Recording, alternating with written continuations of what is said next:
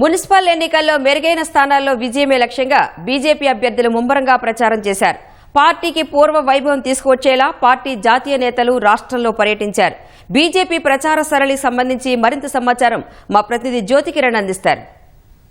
Municipal corporation ఎన్నికల ప్రచారాన్ని BJP హోరెత్తించింది. అగ్రనేతలు సైతం ప్రచారంలో దిగి పార్టీ అభ్యర్థుల తరఫున ప్రచారం నిర్వహించిన పరిస్థితి. మొత్తంగా జాతీయ అధ్యక్షుడు నితిన్ నబీన్ సిన్హా సైతం పార్లమెంటులో జరిగినటువంటి పార్టీ సంబంధించినటువంటి బూత్ అధ్యక్షులు ఆపై నేతలతో సమావేశమై పురపౌరులో ఏ విధంగా విజయం సాధించిన అంశాలపైన మార్గనిర్దేశం చేశారు. అంతేకాకుండా పార్టీకి సంబంధించినటువంటి ముఖ్య నేతలు సైతం ప్రచార పర్వం దిగారు. కేంద్ర మంత్రి కిషన్ రెడ్డి, లక్ష్మణ్, పార్టీకి సంబంధించిన ఎంపీలు పూర్తి స్థాయిలో ప్రచార పర్వంలో నిమగ్నమై చెప్పుకోవచ్చు. అయితే ప్రధానంగా ఉత్తర తెలంగాణ పైన భారతీయ జనతా పార్టీ ఆశలు పెట్టుకుంది. ఉత్తర తెలంగాణలో పార్టీకి సంబంధించి 7 ఎమ్మెల్యేలతో పాటు 3 ఎంపీలు, 2 ఎమ్మెల్సీలు ప్రాతినిధ్యం వహిస్తున్న నేపథ్యంలో ఇక్కడ భారతీయ జనతా పార్టీ బలంగా ఉంది. కాబట్టి ఇక్కడ అత్యధిక మున్సిపాలిటీతో పాటు కార్పొరేషన్లు కైవసం చేసుకునే విధంగా ప్రచారాన్ని అయితే ఓరెత్తించింది. అంతేకాకుండా ఏదైతే నరేంద్ర మోదీ ప్రవేశపెట్టినటువంటి సంక్షేమ పథకాలు, తెలంగాణకు చేసినటువంటి సహాయాన్ని ప్రతి ఇంటికి తిరుగుతూ ప్రచారాన్ని అయితే నిర్వహించారు. అంతేకాకుండా 10 ఏళ్ల బీఆర్ఎస్ వైఫల్యాలు, అవినీతి అక్రమాలతో పాటు 2 ఏళ్ల కాంగ్రెస్ పార్టీ వైఫల్యాలు, ఇచ్చిన హామీలను విస్మరించినటువంటి అంశాలన్నింటినీ కూడా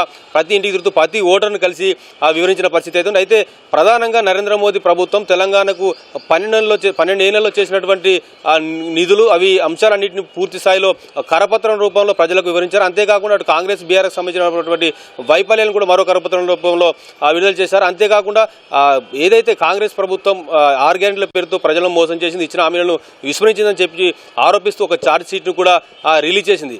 బీజేపీ కనుక మున్సిపాలిటీల్లో గెలిస్తే ఎలాంటి అంశాలను ప్రజలకు ఇస్తామనే దానిపైన కూడా ఒక మేనిఫెస్టోను కూడా రిలీజ్ చేసింది. ఆ మేనిఫెస్టో ప్రకారం Bharatiya Janata party municipal corporation ఎన్నికల్లో కనుక విజయం సాధిస్తే పారదర్శకమైన పాలన అందిస్తాం, ఏదైతే భూ అక్రమాలపైన కూడా ఉక్కుపాదం మోపుతామని చెప్పి కూడా ఒక స్పష్టమైన హామీని అయితే ఇచ్చింది. మొత్తంగా అటు కేంద్ర మంత్రి కిషన్ రెడ్డి, లక్ష్మణ్, నవనీత్ కౌర్, జాతీయ అధ్యక్షుడు నితిన్ నబీన్ సిన్హా, మహారాష్ట్ర ముఖ్యమంత్రి దేవేంద్ర ఫడ్నవీస్ సైతం ప్రచారాన్ని వర్తించారు. అంతేకాకుండా ఏదైతే దక్షిణ తెలంగాణలో కూడా చూసుకున్నట్లయితే అటు పాలమూరులో ఎంపీ డీకేఆర్ను కూడా ప్రచారాన్ని వర్తించారు. అక్కడ కార్పొరేషన్తో పాటు మున్సిపల్ సంబంధించినటువంటి ఏదైతే స్థానాల్లో అవన్నింటినీ కైవసం చేసుకునే విధంగా కూడా మొత్తంగా ప్రచారాన్ని ఓరెత్తించారు. అయితే ఒక ప్రచార పర్వం ముగియడంతో అసలు ఆ పోల్ మేనేజ్మెంట్ పైన ప్రత్యేకంగా దృష్టి కేంద్రీకరించారు. పోల్ మేనేజ్మెంట్ అనేది చాలా కీలకం కాబట్టి పోల్ మేనేజ్మెంట్ ఏ విధంగా చేసుకోవాలనే దానిపైన బూత్ అధ్యక్షులతో సమావేశం నిర్వహించారు. ఇప్పటికే ప్రతి ఒక్క ఓటర్ను ఏదైతే ఓటు వేసే దగ్గరికి తీసుకెళ్లే విధంగా